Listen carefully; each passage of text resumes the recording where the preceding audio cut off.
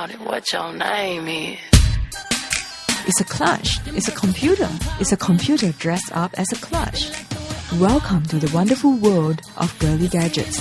While women may not go gaga over gadgets like men, manufacturers are wooing them with products which combine functionality with good looks. After all, that seems to be what most women want.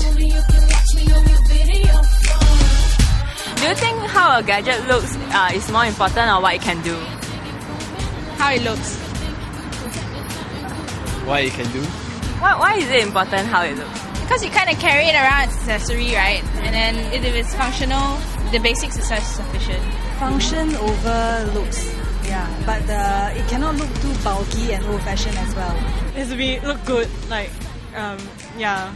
Sleek, stylish, and designed for women. From the LG Optimus smartphone to the HP Mini Vivian Time Edition laptops, it seems that tech gadgets are increasingly catered to women consumers. So what's the difference between a woman's gadgets and one that's designed for men? To help us find out, we have writers here from Hardware Zone and Hardware Mag, Cassandra and Andy. Cassandra, can you tell me what women are looking for in their gadgets? I think to just give some sort of background information, we feel that men and women, they do look for the same things in gadgets, but the only differing point is that they have different ratios for certain attributes, for example, form and function. Like women, they do pay more emphasis on form, for example, colors and designs. That's when brands do bring in like brand ambassadors, and they do tie up with designer brands for their products. So I'm headed that way now. Imagine a phone that is all music on one side and all talk on the other, just like you. So do you think the current lineup of gadgets fulfill the needs of women consumers?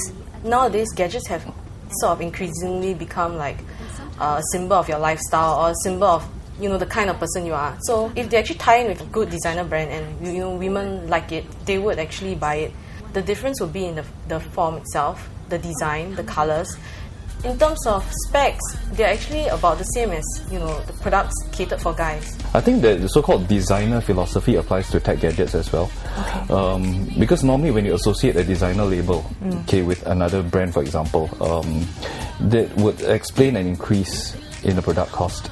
Alright, and which is why possibly sometimes you see a certain product like the Vivian Times edition, for example, which carries a markedly higher price compared to the simple and basic model. So what are the features that are associated to gadgets designed for women?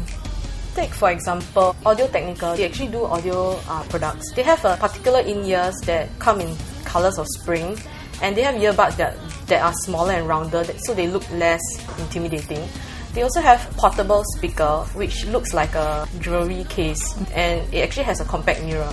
They sort of marry both the fashion aspect and as well as the function aspect. I think the most obvious example that comes to mind is the HP Vivian Times edition. This is actually Vivian's second project with HP. The first Vivian Times edition was launched about a year or two ago, and the latest edition, the one which I like to feature, is the HP Mini 210, and as you can see, it comes with a very pretty butterfly motif on the lid.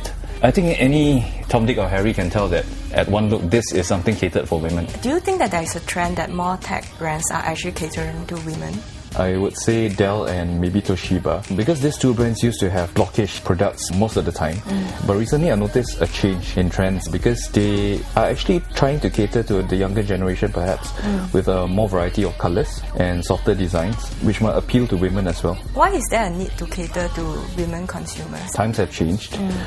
Guys are no longer the ones calling the shots all the time. And if you are to look at a household, normally the husband works, the wife works as well. And that would mean she has her own stream of income.